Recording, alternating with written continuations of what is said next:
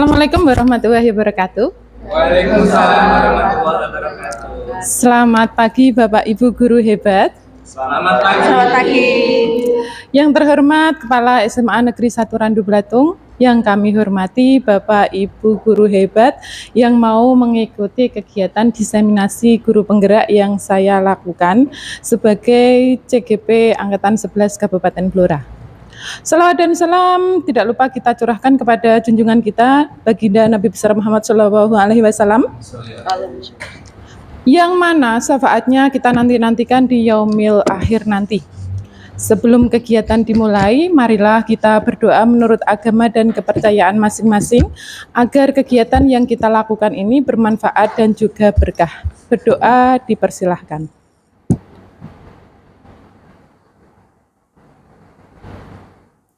Doa selesai. Bapak Ibu guru hebat, pagi ini saya ingin membagikan praktik baik kegiatan yang selama ini sudah saya lakukan di dalam pendidikan guru penggerak angkatan 11. Di modul 1.4 ini khususnya kita berbicara mengenai budaya positif. Namun sebelum kegiatan dimulai, agar tidak terlalu tegang, mari kita nyanyi dulu nggih. Semuanya kan otomatis sudah tahu Mars Maransa nggih. Nah, di dalam liriknya Mars Maransa itu kan terkandung nilai-nilai yang sangat baik yang kita amalkan dan menjadi tujuan kita sebagai seorang pengajar. Monggo kita sama-sama mendendangkan Mars Maransa. SMA Negeri 1 Randu Blatung Jaya, bagaikan seberkas sinar surya menghangatkan rimba raya, bagaikan mata air mengalir suburkan bumi persada, mengembangkan ilmu bagi bangsa, melatih terampil berkarya, membina pribadi yang mulia demi tujuan negara. Dalam lindungan Tuhan yang esa, mendidik putra bangsa, tegar bagai rimba jati meraya, SMA Negeri 1 Randu Blatung Jaya. Nah, terima kasih Bapak Ibu.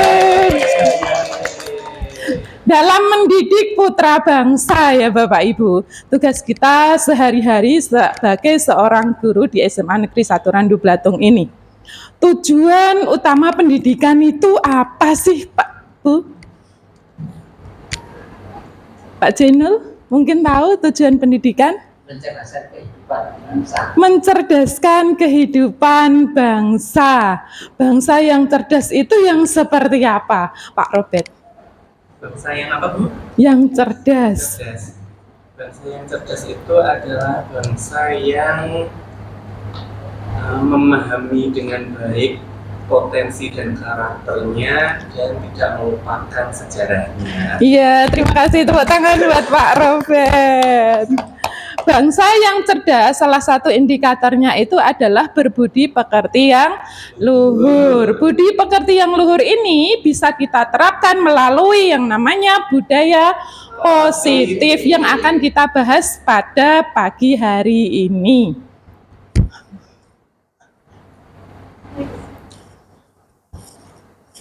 Next, Mbak. Lagi, Mbak. Oke, budaya positif. Kalau berkaitan dengan budaya itu, kaitannya dengan sikap, nilai-nilai, keyakinan-keyakinan, dan pembiasaan-pembiasaan sehari-hari yang kita lakukan di sekolah ini dengan tujuan utamanya membentuk karakter murid yang baik. Nah, dalam materi kali ini, budaya positif yang akan kita pelajari bersama-sama, diantaranya ada disiplin positif, ada teori motivasi, ada keyakinan kelas, ada kebutuhan dasar manusia, kemudian ada 5 posisi kontrol seorang guru, dan ada juga segitiga restitusi ketika kita mendapatkan masalah.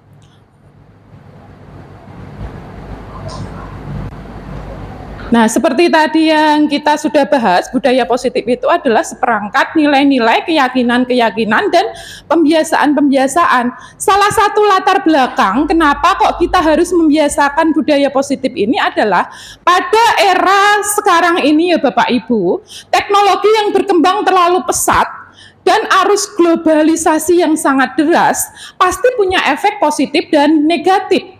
Di antaranya efek negatifnya itu adalah lunturnya atau penurunan kesadaran baik pada diri murid dalam proses pembelajaran.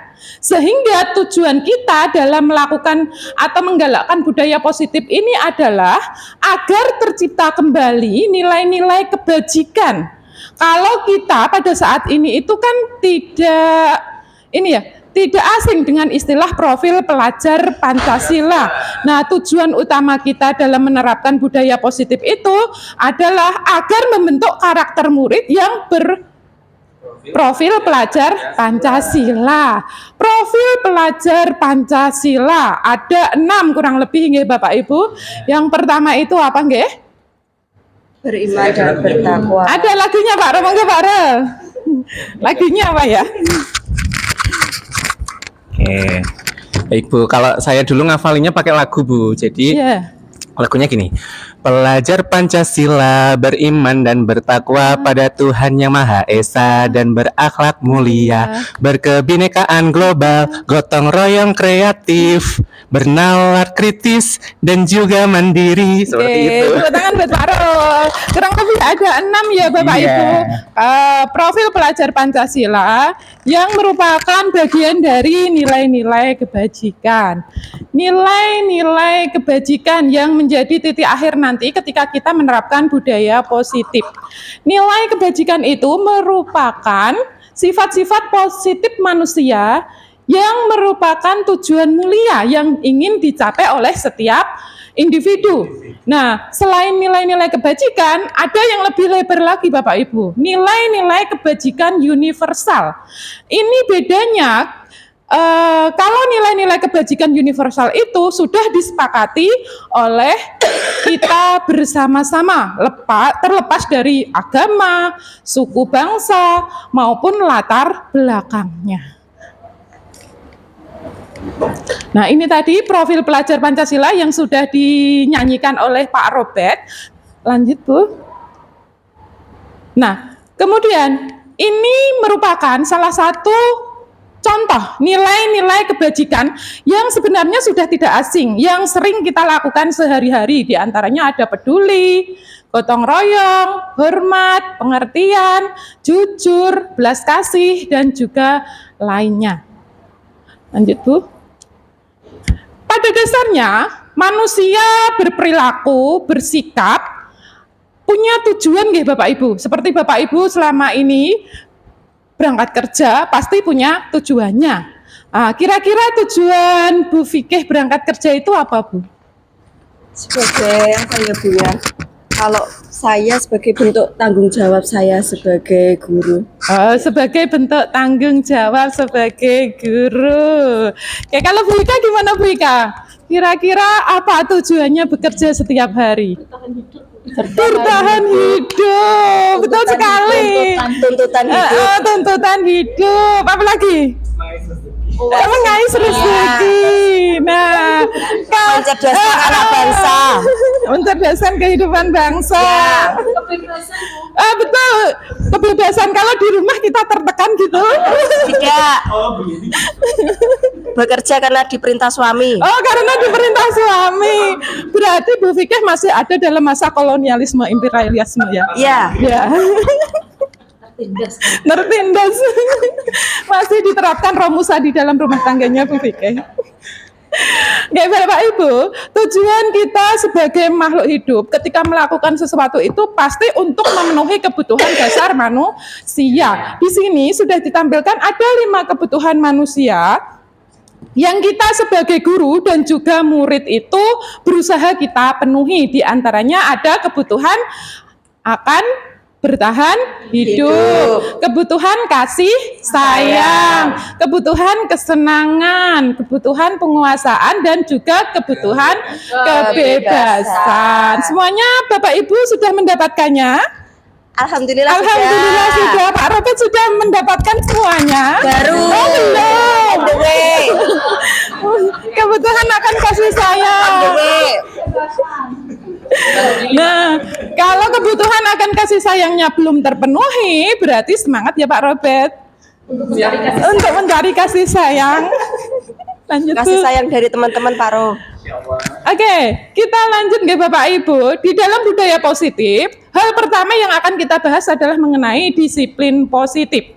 Disiplin positif bisa dikatakan sebagai cara kita mengontrol diri dan menguasai diri untuk memilih tindakan yang mengacu pada nilai-nilai yang kita hargai.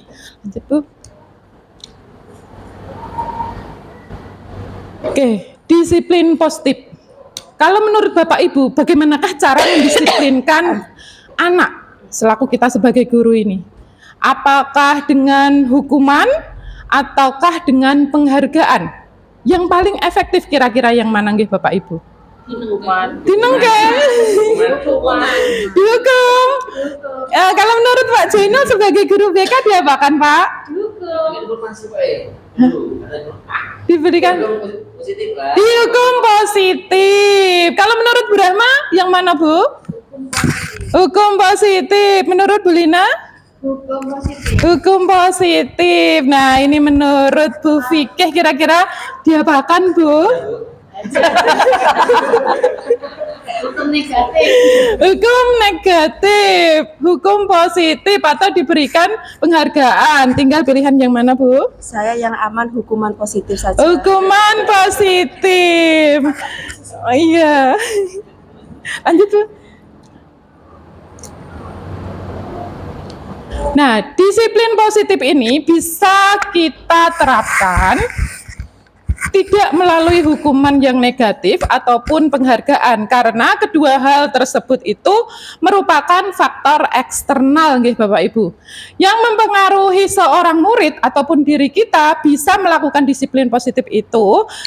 Yang paling kuat pengaruhnya itu adalah faktor internal.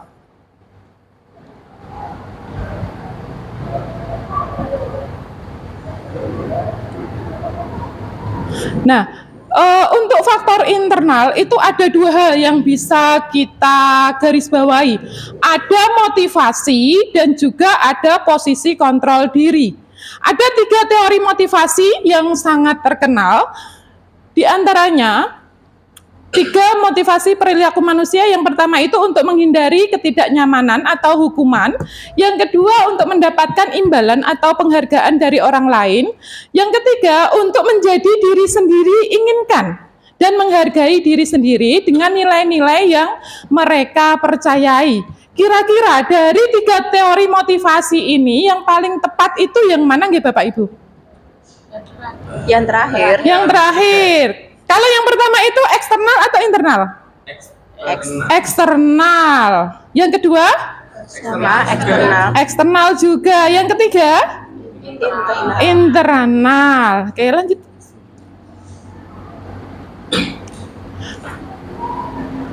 Kita bahas mengenai posisi kontrol diri. Bapak Ibu, kira-kira yang bisa mengontrol diri kita sendiri itu siapa nggih? Kita sendiri. Harusnya kita sendiri. Bisa nggak orang lain mengontrol kita? Ada yang bisa, ada yang tidak bisa. Selama ini yang kita praktekkan di sekolah ini, kita itu mengontrol murid dari luar atau dari dalam? Dari luar kayaknya ya, dengan diterapkan peraturan sekolah. Oke, lanjut.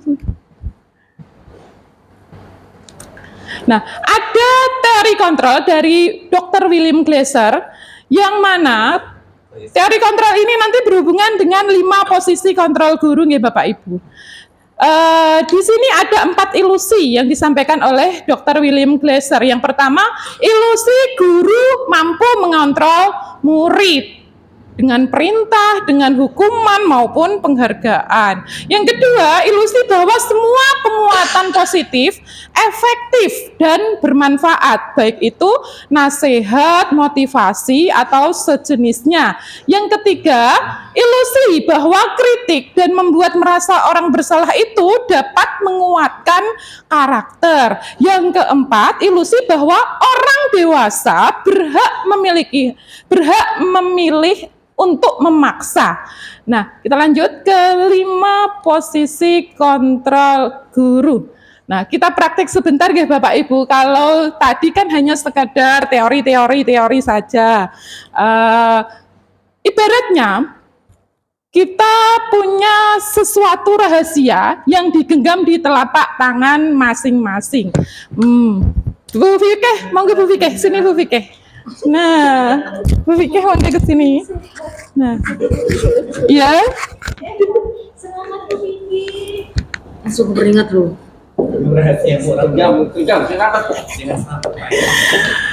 Bu Fikih ibaratnya punya rahasia ya. Rahasia yang sangat rahasia. Iya, ada 2 rahasianya. Kira-kira Bu Fikih, kalau saya meminta rahasianya dibuka boleh nggak? Jangan, tidak boleh. Jangan, tidak boleh. Nanti saya kasih imbalan deh. Tetap nggak bisa. Yakin? Imbalannya foto sama BTS.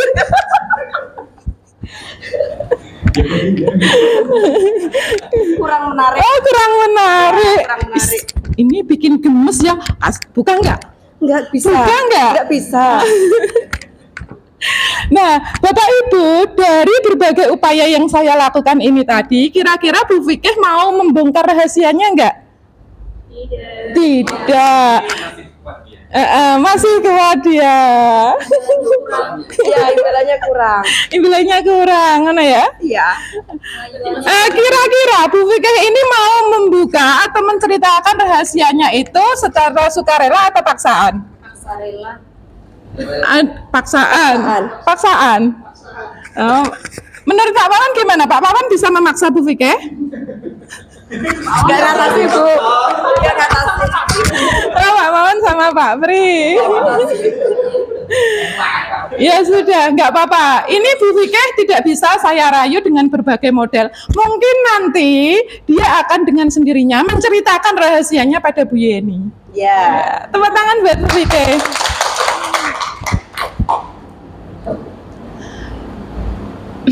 Ternyata teori yang dikemukakan oleh Dr. William Glasser tadi tidak mempan ketika saya praktekkan kepada Bu Fikih tadi.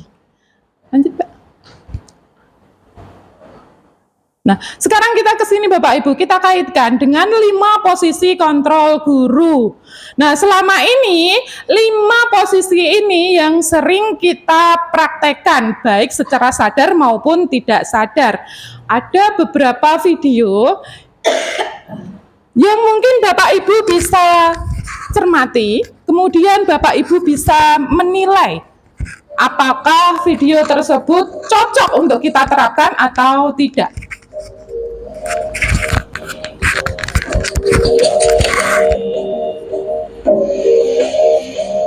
Naren, sini kamu. Selamat pagi, Bu.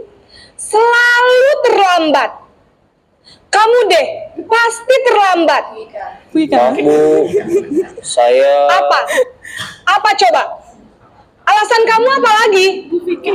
Kapan sih kamu tidak terlambat? Malas sekali ya kamu jadi anak. Saya... Dasar pemalas. Gak kapok-kapok sih kamu. Sudah berapa kali terlambat? Sana, kamu keliling lapangan basket 2 kali. Kenapa saya harus keliling lapangan basket, Bu? Kenapa? Kamu melawan ibu? Berani-beraninya jawab. Sudah terlambat, masih berani jawab pula. Sekarang keliling lapangan basket 5 kali sekalian, biar kapok. Nah, Bapak Ibu, itu tadi posisi kontrol yang pertama. Menurut Bapak Ibu, apakah ketika kita menerapkan posisi ini cocok nggak? Kurang sesuai. Kira-kira efeknya apa, Pak Pri? Efeknya apa? Kalau kita menerapkan posisi yang seperti ini. Efeknya jadi anak itu menjadi anak yang drop karakternya. Drop mentalnya. Ya, drop mentalnya gitu ya. maksudnya. Trauma. Apalagi Bu Vika selain trauma? Terus kemungkinan juga tingkat terlambatnya akan tambah lagi. Terus malah menjadi takut sama gurunya. Takut sama gurunya, terutama Merasa guru bersalah. PK.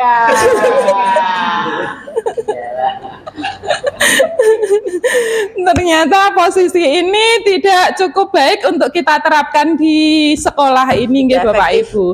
Mungkin kedepannya posisi yang seperti ini perlu diperbaiki. Kita lihat posisi yang kedua, Bapak Ibu.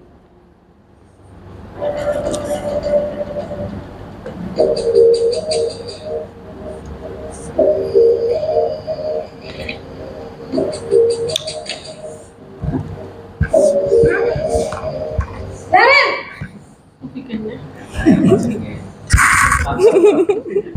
Selamat pagi, Bu. Naren. Kamu kenapa terlambat lagi, Nak? Ya Tuhan, Naren. Kamu senang ya bikin ibu susah ya? Kalau kamu terlambat lagi, nanti ibu yang ditegur bapak kepala sekolah, Nak. Disangka ibu tidak bisa membina kamu. Duh, gimana ini? Maaf, Bu. Duh, Gusti Naren.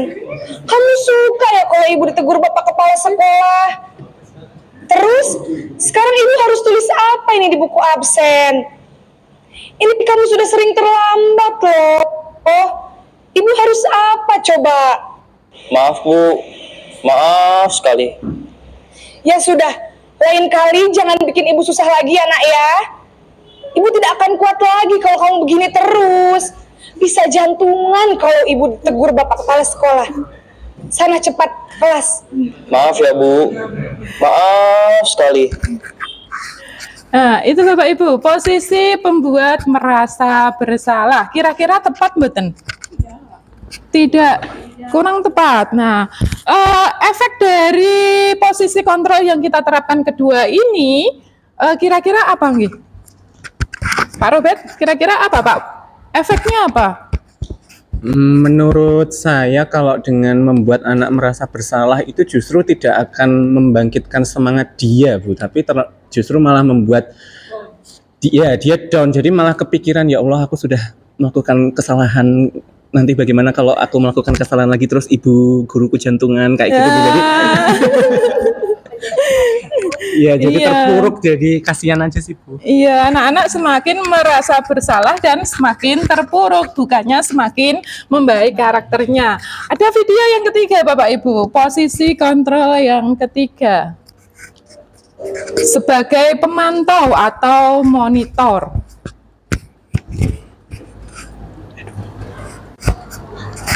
Naren. Ini cocok ya?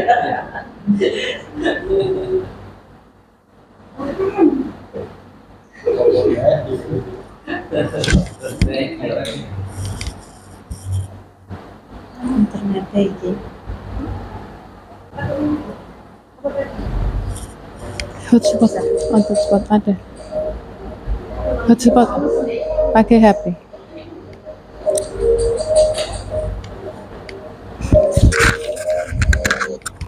Naren!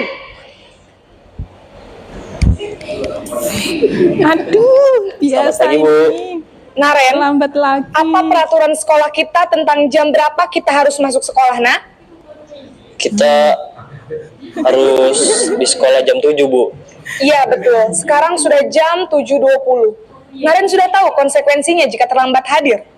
Paham, Bu. Saya harus tinggal kelas pas jam istirahat selama 20 menit. Ya benar, konsekuensinya demikian. Jadi nanti jam 9.30 pas istirahat, kamu harus tinggal di kelas, kerjakan tugas tambahan untuk ketertinggalan kamu. Oke, sebagai pemantau, kira-kira cocok diterapkan di sekolah kita, mboten? Cocok. Iya. Cocok. Kira-kira alasannya apa Bu Yeni? Ya, karena kita sebagai pemantau sudah ada peraturan, tinggal dikembalikan ke anak. Konsekuensinya seperti apa gitu. Ya, kita lanjut ke posisi yang berikutnya.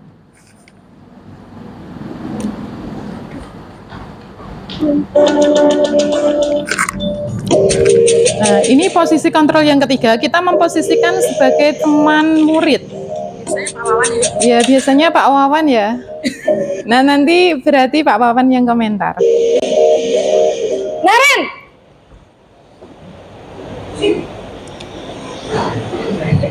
Selamat pagi, Bu. Wah, sudah jam berapa ini, Nak? Terlambat lagi ya, sayang. Iya, Bu. Habis ibu saya lupa bangunkan saya, Bu. Kamu malah menyalahkan ibu kamu. Kamu bukannya anak yang larinya paling kencang. Kok terlambat sih? Iya, Bu. Saya memang terlambat bangun tadi. Jadi, biarpun saya lari kencang, tetap gak kekejar, Bu. Ya sudah sana. Nanti lain kali larinya lebih kenceng lagi ya. Biar gak terlambat lagi. Bikin seneng ibu. Demi ibu. Bisa kan? Bisa lah, Bu. Ya sudah sana masuk kelas. Ibu beresin urusan absen kamu. Kamu ini ada-ada saja. Kira-kira kalau kita memposisikan diri sebagai teman, pas nopo mboten nggih Bapak Ibu? Tidak.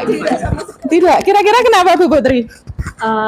Kalau posisi sebagai teman itu justru nanti anak menyepelekan. Oh, nanti anak menyepelekan. Karena dipermudah. Oh, karena dipermudah. Nah, itu biasanya diterapkan Pak Wawan nggih. Kira-kira dampaknya apa Pak kalau kita memposisikan diri sebagai teman Pak? Jenengan rasakan.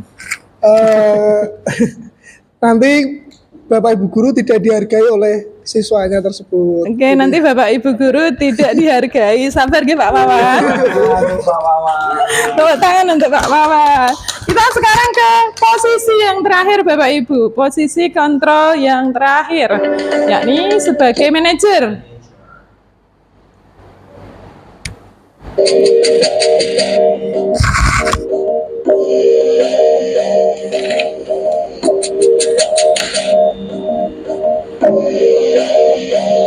Naren!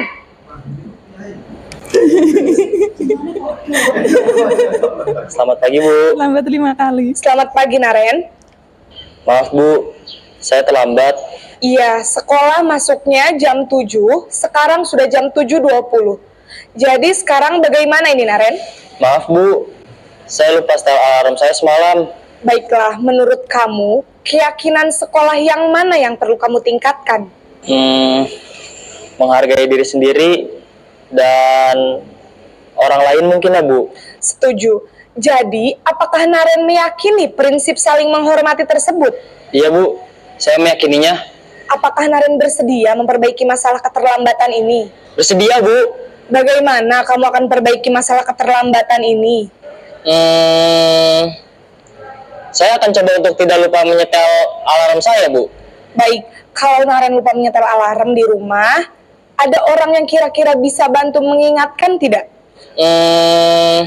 Ada, Bu. Kakak saya, Kak Ema.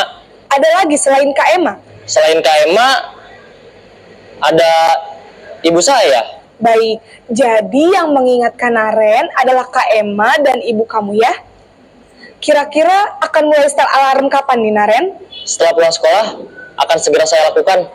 Baik, jadi Naren akan setel alarm untuk bangun besok pagi dan akan diingatkan oleh kakak dan ibunda Naren ya. Ada lagi yang mungkin perlu dilakukan, Naren? Agar tidak terlambat bangun lagi. Tidak ada, Bu. Baik, Naren. Terima kasih untuk kerjasama kamu. Sekarang kamu perlu kembali ke kelas untuk belajar. Baik Bu, terima kasih. Nah, itu tadi posisi kontrol Posisi yang manajer terakhir ya, adalah- Bapak Ibu.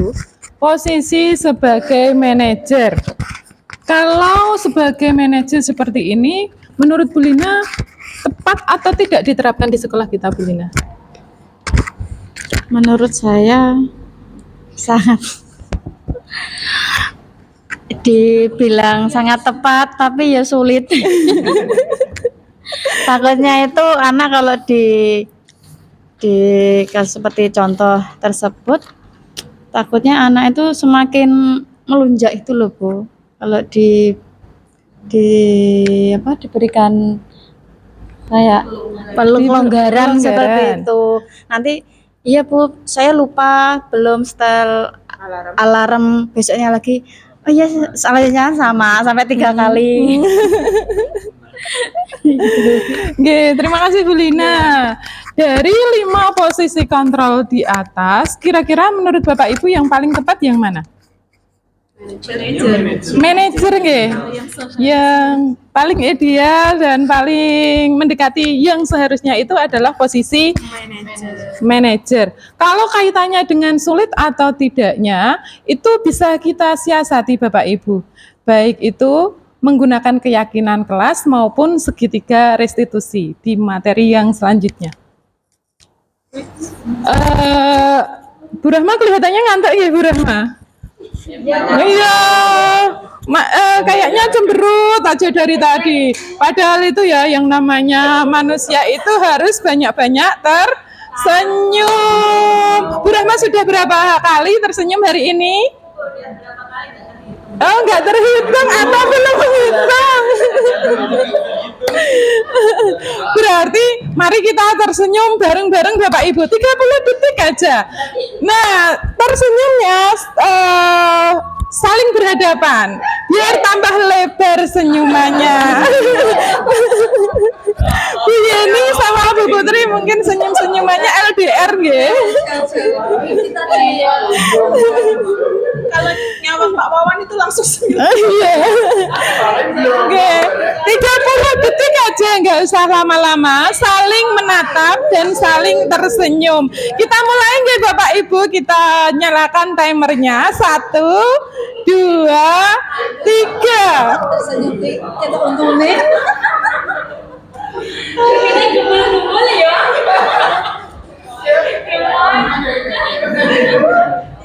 Iya sih. Jangan lupa tuh ya. Pak Wawan senyum muka gujuk kelewat. Biasa juga sama Itu kan Nah. Upin dan Upin ini tadi ya. Oke, cukup Bapak Ibu. Dari senyum yang hanya sedikit ketika berpandangan dengan orang lain jadi agak lebar, semakin lebar jadinya ngakak kayak Pak Wawan nanti ya.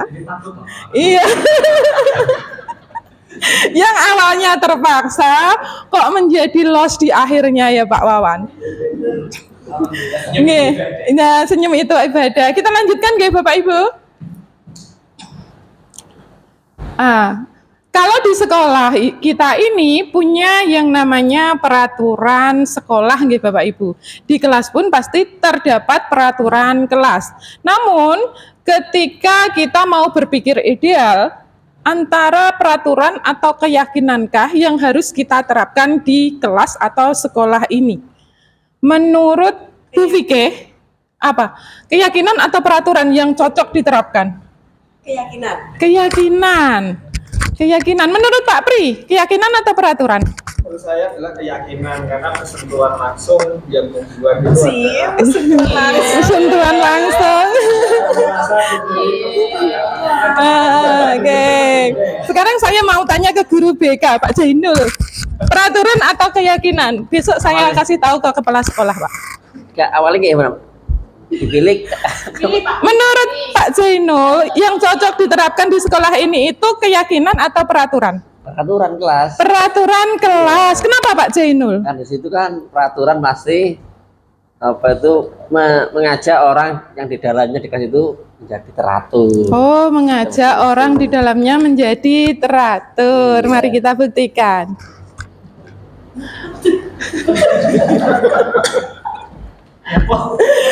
Kalau peraturan itu kan sifatnya sepihak nggih Bapak Ibu. Yang namanya peraturan sekolah itu ya dibuat oleh sekolah.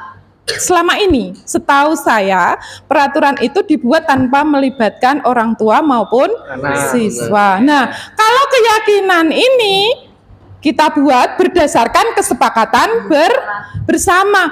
Misalnya gini, ini di dalam sebuah kelas ya. Kita sepakati hal-hal yang diidekan oleh individu-individu di dalam kelas. Masa iya peraturan yang dimunculkan oleh diri mereka sendiri tapi dilanggar sendiri. Nah, presentasi untuk dipatuhinya lebih besar keyakinan kelas.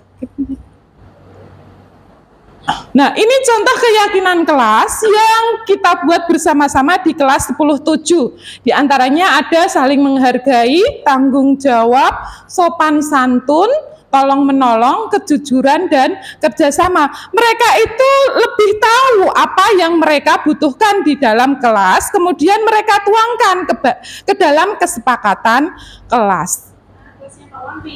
Iya, ini wali kelasnya Pak Wawan ini. Mari kita coba buat keyakinan atau kesepakatan kelas nih Bapak Ibu. Kalau peraturan kelas itu biasanya kalimatnya itu adalah kalimat-kalimat larangan. Nah, kalau keyakinan atau kesepakatan kelas itu kalimatnya kalimat-kalimat positif. Jadi ketika di sekolah kita ini ada peraturan-peraturan sekolah yang kalimatnya belum tepat, mari kita ubah menjadi tepat. Ada beberapa peraturan sekolah yang sudah saya tuliskan di sini Bapak Ibu. Jenengan boleh mengubahnya menjadi sebuah kesepakatan kelas atau keyakinan kelas. Nah, kita coba praktek membuat keyakinan kelas. Anggap saja kita juga masih sekolah. Nah, itu sudah ada kalimatnya. Jenengan coba persani itu kalimat positif atau negatif. Nah, kalimat negatif itu biasanya yang difilter oleh pikiran atau otak anak itu yang baiknya atau buruknya? Buruknya. Misal kayak gini ya, tidak boleh bermakeup. Mereka yang diingat itu bukan tidaknya, tapi make upnya. Tidak boleh merokok, maka yang diingat adalah merokoknya. Malah cenderung penasaran. Oh iya, bagaimana ya rasanya rokok gitu. Kadang-kadang membuat mereka untuk coba-coba. Jenengan boleh ubah ke kalimat positif ya Bapak Ibu. Setelah nanti diubah, jenengan boleh tempelkan ke kertas yang sudah saya sediakan di sini untuk kita jadikan sebuah kesepakatan kelas. Berpakaian ya. Boleh hijau, boleh merah.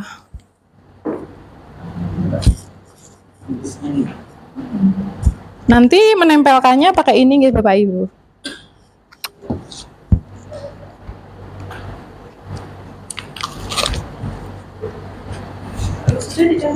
Nggih. Yang positif ditulis di hijau berarti ya Bu? Iya.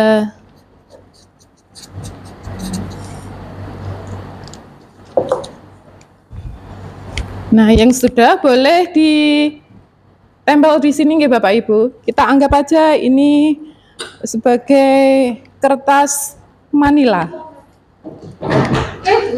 Pak Ro, hati-hati Pak Ro. Iya, tadi kelas ya.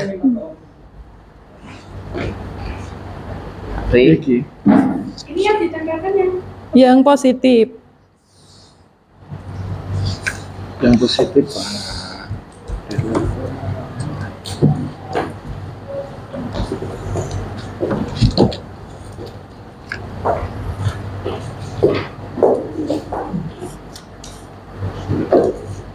Yang positif ya Pak Pri.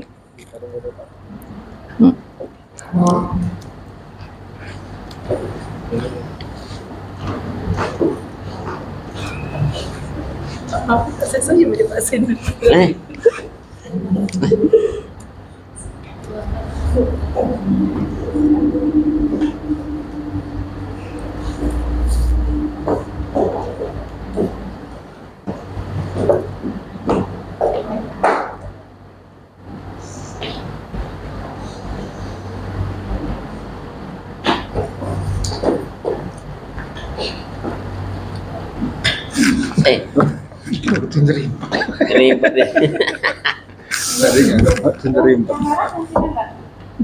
Yang positif Bu Lina, yang kalimat positifnya.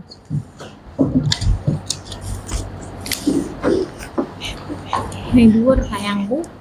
Di atas tulisan temen dhuwur.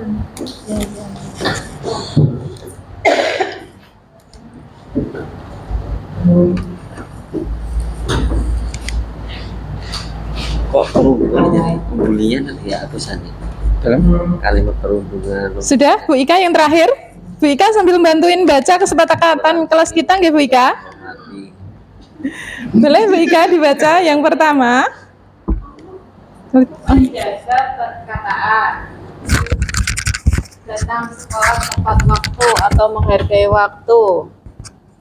Gunakan fasilitas sekolah dengan semestinya. Berpenampilan sewajarnya anak sekolah. Memakai pakaian yang sopan. Saling menghargai, saling menghormati. Terciptanya suasana kelas yang nyaman pikiran dan hati untuk semangat bersekolah. Lingkungan bebas asap rokok. Buanglah sampah pada tempatnya. Menghargai diri sendiri dan orang lain. Nah, tepuk tangan buat Bu Ika nggih Bapak Ibu. Kalau kita lihat di sini itu kan kalimatnya positif semua nggih Bapak Ibu. Seperti menjaga perkataan. Dari kalimatnya yang pertama itu berarti nanti anak-anak itu akan termindset di dalam pikirannya. Oh iya, saya harus menjaga perkataan. Beda kalau kalimatnya tidak boleh berkata kotor atau tidak boleh berkata jorok. Biasanya itu yang diingat adalah kalimat yang joroknya. Oke, itu tadi keyakinan kelas nih Bapak Ibu. Kita lanjut ke materi yang berikutnya. Hukuman, konsekuensi, dan restitusi. Bapak Ibu, menurut jenengan, hukuman dan konsekuensi itu beda atau sama? Beda. Beda.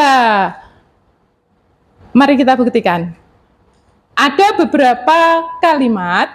Di sini Bapak Ibu boleh membaca dulu, kemudian menentukan kalimat ini merupakan hukuman atau konsekuensi. Mulai dari Bu Rahma, nggih Bu Rahma, saya baca, jenengan nanti pilih ini hukuman atau konsekuensi. Mencatat 100 kali di dalam buku dengan kalimat saya tidak akan terlambat lagi karena terlambat sekolah. Hukuman atau konsekuensi Bu Rahma? Hukuman. Hukuman. Kalimat yang kedua, Bu Lina, lari mengelilingi lapangan basket 2 kali karena terlambat hadir di sekolah. Hukuman. Hukuman. Lanjut, kalimat ketiga Pak Robert, murid diminta untuk push up 15 kali karena tidak menggunakan masker ke sekolah. Hukuman. Hukuman. Kita keep dulu jawabannya. Yang selanjutnya Pak Wawan, menggantikan kertas tugas teman yang telah dicoret-coret, hukuman atau konsekuensi Pak Wawan? Konsekuensi. Konsekuensi. Lanjut Pak Jainul, membersihkan tumpahan air di meja tulis karena tersenggol pada saat belajar, hukuman atau konsekuensi? Konsekuensi. Konsekuensi. Lanjut Pak Pri, murid disuruh untuk tidak mengenakan sepatu seharian di sekolah karena tidak mengenakan sepatu hitam, hukuman atau konsekuensi Pak Pri? Konsekuensi. Konsekuensi. Lanjut Bu Fikih, lari mengelilingi lapangan basket 2 kali karena terlambat 10 menit untuk pelajaran PJOK, hukuman atau konsekuensi? Konsekuensi. Konsekuensi. Nah, dari jawaban Bapak Ibu tadi, mari kita buktikan benar atau salahnya. Teng teng teng. Yeay. Tepuk tangan. Siapa yang merasa benar tadi? Kalimat yang pertama, hukuman, konsekuensi, hukuman dan konsekuensi. Kalau hukuman itu bersifat tidak terencana atau tidak disepakati oleh kedua belah pihak. Kemudian biasanya efeknya negatif atau positif? Negatif. Negatif. Oke, lanjut. Lanjut aja. Nah, kita ke restitusi nggih Bapak Ibu. Segitiga restitusi. Bu, lanjut aja, Bu. Lagi. Nah. Kalau PMR resusitasi nggih, resusitasi jantung paru. Kalau ini segitiga restitusi. Ketika kita menangani anak di dalam permasalahan, tadi kita kan punya 5 posisi kontrol nggih Bapak Ibu. Kalimat yang paling tepat, yang sering digunakan oleh guru yang ideal itu adalah sebagai manajer. Nah, ini merupakan gambaran dari segitiga restitusi. Yang pertama, ketika kita melakukan restitusi untuk menyelesaikan masalah adalah langkah menstabilkan identitas. Ditanya dulu apa permasalahannya, apa sebabnya. Kemudian tidak serta-merta kita langsung menjustis bahwa hal tersebut salah. Nah, kemudian yang kedua adalah validasi tindakan yang salah. Kita balikkan kepada anak tersebut. Kalau masalahnya seperti ini, kira-kira melanggar apa tidak? Kemudian kira-kira efeknya apa? Nah, yang ketiga, menanyakan keyakinan kelas atau sekolah mana yang sudah dilanggar oleh anak tersebut.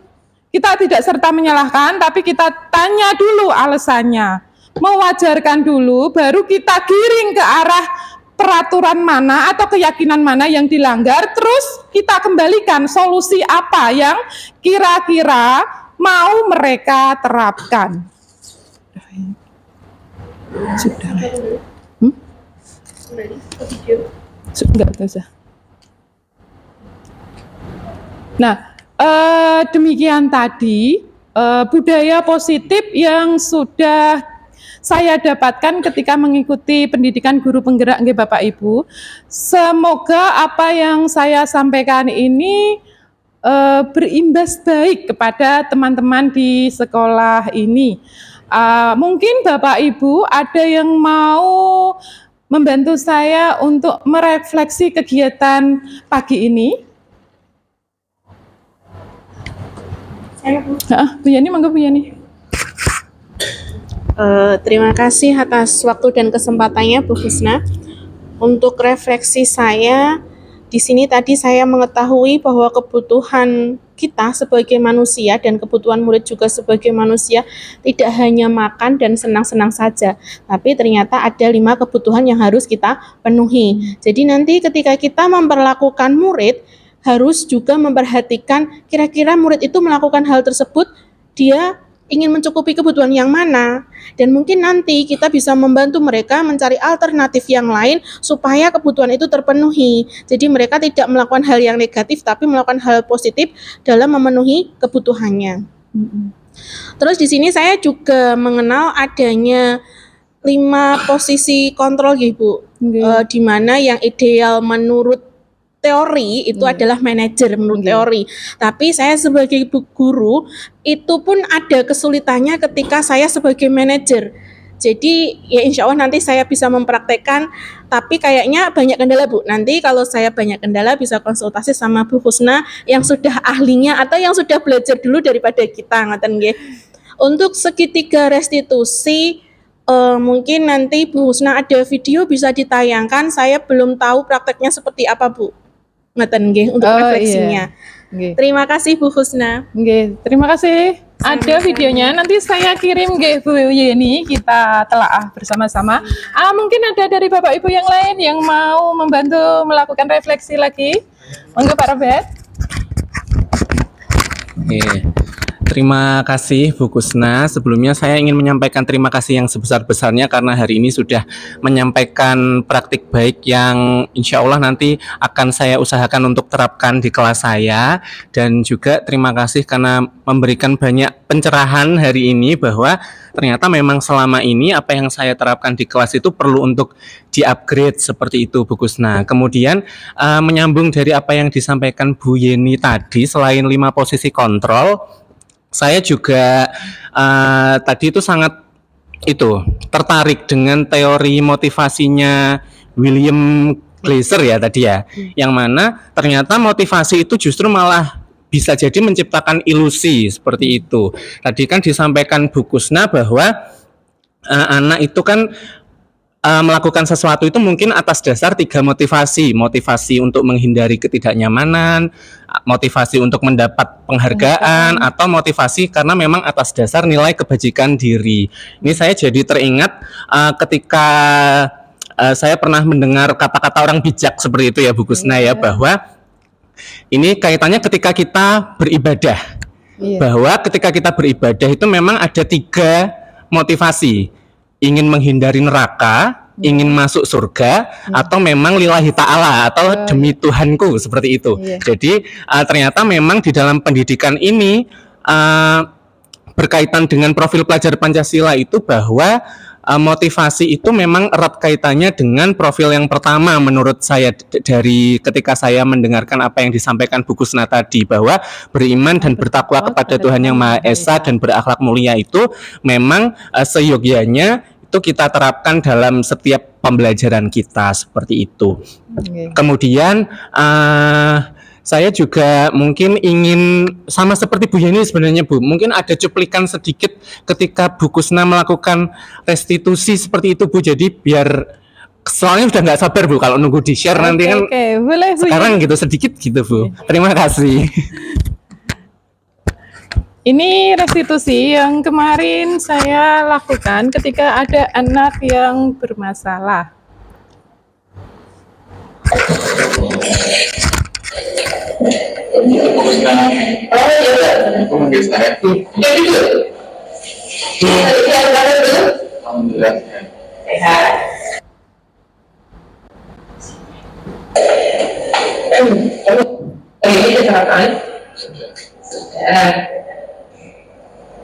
Itu hari itu dapat laporan kamu terlambat pagi.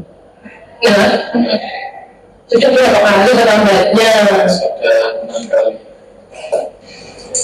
Yang kali ya. Terlambat itu ya jadi. Cuma kalau sampai 6 kali itu kan ya gimana ya? Kan punya anak sekolah.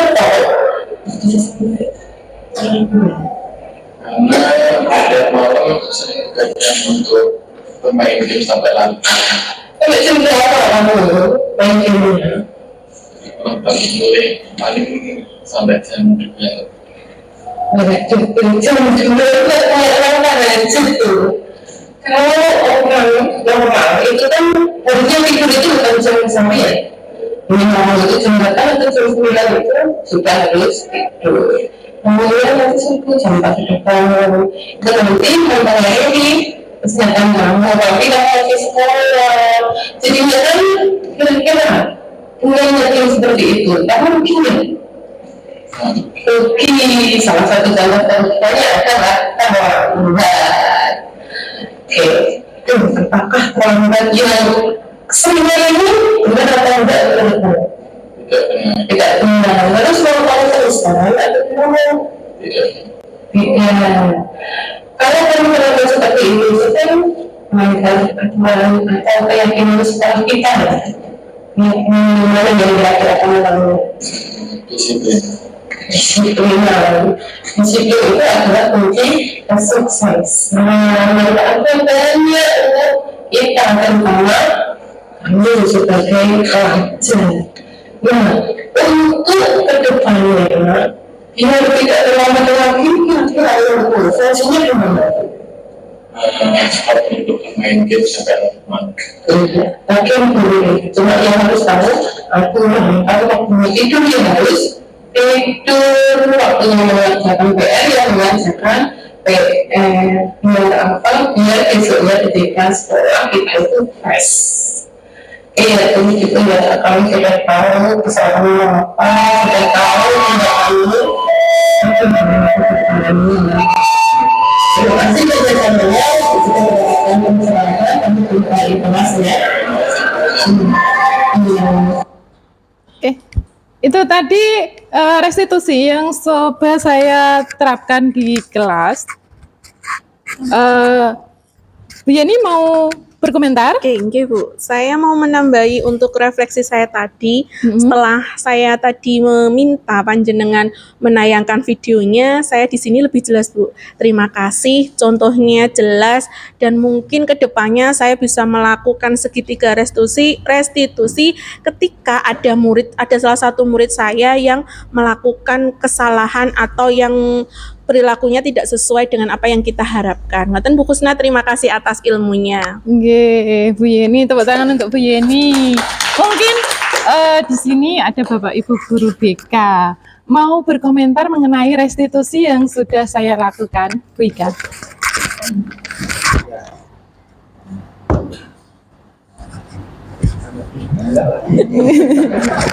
Image saya kalau tentang BK itu kan pasti galak ya. Image anak-anak saya yakin juga sama. Nah, ini saya minta komentar dari guru BK mengenai bagaimana restitusi yang saya terapkan, kira-kira tepat atau enggak? Untuk restitusi yang setelah Bu Kusna lakukan sudah tepat. Jadi anak tidak langsung dihukum. Kita gali dulu permasalahannya apa untuk mencari solusi yang terbaik untuk anak. Iya, dari digali penyebabnya apa, kemudian efek dari perbuatannya apa, maka kita berharap dia akan sadar solusi yang harus dia lakukan itu seperti apa. Demikian diseminasi budaya positif yang sudah saya dapatkan. Bu Vike mau merefleksikan, monggo Bu Vike. Monggo. Dari hasil apa ya yang sudah dijelaskan oleh Bu Kusna itu sangat menarik sekali dan menambah wawasan saya sebagai guru BK juga ya Bu ya, bahwa ternyata itu kita tidak serta-merta memberikan penghargaan terus-menerus, dan penghargaan ke anak pun itu bisa menjadi bumerang untuk kita sendiri. Iya, seperti itu Bu.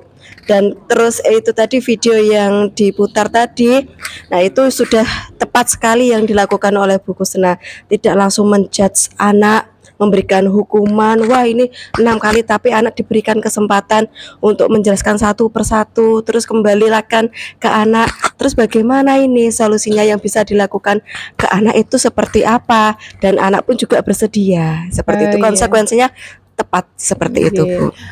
Terima kasih. Penghargaan itu kan tidak serta-merta membuat anak senang berkepanjangan nggih Bapak Ibu. Penghargaan itu efeknya hanya jangka pendek, tidak hanya bagi murid tapi juga bagi anak-anak kita sendiri di rumah ya. Pelajaran yang bisa saya petik dari penghargaan ini, kita tidak boleh terlalu memanjakan anak sendiri ketika di rumah. Mungkin Pak Zainul mau refleksi? Refleksi saya untuk Bu Kusna, kegiatan ini luar biasa Bu. Jadi kita sama-sama seide. Jadi dalam menghadapi siswa, tidak hanya BK, guru maupun yang lain. Jadi kita tuh harus dengan sabar. Terus kalau jangan emosional. Tadi kita gali, ditanya kenapa kamu terlambat gini-gini. Oh kamu gini karena mungkin bangunnya terlalu malam. Dan nanti ujung-ujungnya yang memecahkan masalahnya dia sendiri. Tidak kita. Oh iya Pak, saya kok tidur malam ya dini hari. Iya, maka dari itu kita ini jadi sadar, dia kan jadi sadar seperti itu.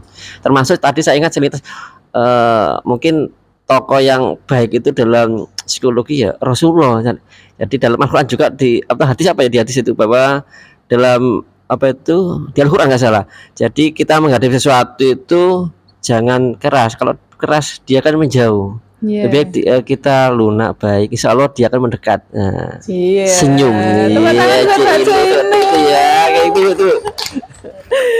Tugas kita itu sebagai pendidik itu kan hanya menuntun nggih Bapak Ibu, menuntun anak-anak ya sesuai kodrat alam dan kodrat zaman untuk mencapai kebahagiaan buat diri mereka yang setinggi tingginya.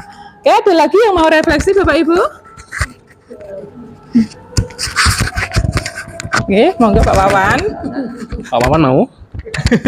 Saya Bu, terima kasih sudah ditampilkan ya Bu. Tadi saya agak maksa, mohon maaf. Ini juga menyambung dari yang disampaikan Pak Jainul bahwa ini baru kemarin Bu, itu 2 hari yang lalu lah, itu saya sempat karena ada anak yang berbicara ketika saya sedang ngajar, itu saya marah-marah kemarin itu. Jadi itu juga menjadi refleksi bagi saya ya. Sekarang saya juga berpikiran seperti ini Bu, bahwa bisa jadi terkadang itu bukan hanya anak yang bermasalah, tapi mungkin diri saya sendiri sebenarnya yang saat itu mungkin moodnya mungkin sedang bagaimana atau kurang bisa memanage perasaan saya sendiri waktu itu. Jadi saya pikir ini juga akan apa ya, akan baik bagi saya bahwa restitusi ini tidak hanya saya terapkan untuk murid, mungkin untuk diri saya sendiri, bahwa ketika kita merefleksi apa yang kita lakukan, mungkin kita melakukan kesalahan itu, bahwa kita kembalikan lagi pada nilai kebaikan-kebaikan yang kita yakini, sehingga untuk emosi kita itu bisa lebih terkontrol seperti itu. Terima kasih Bu. Terima kasih, tepuk tangan ya Bapak Ibu. Nah, ini bisa kita ambil pelajarannya ketika kita bertindak atau mau berbuat sesuatu, kita harus pikirkan dulu efek positif dan negatifnya, kira-kira bermanfaat atau lebih banyak mendatangkan kemudaratan. Demikian ya Bapak Ibu, diseminasi kegiatan aksi nyata saya dari modul 1.4, semoga bermanfaat dan semoga bisa kita terapkan di sekolah ini. Sebelum kegiatan kita tutup, mari kita berdoa bersama-sama. Semoga apa yang sudah kita kerjakan di pagi hari ini mendatangkan berkah untuk kehidupan kita dan anak-anak didik kita. Berdoa dimulai. Berdoa selesai. Terima kasih sekali lagi nih Bapak Ibu atas kerawuhannya. Wabillahi taufik wal hidayah. Assalamualaikum warahmatullahi wabarakatuh.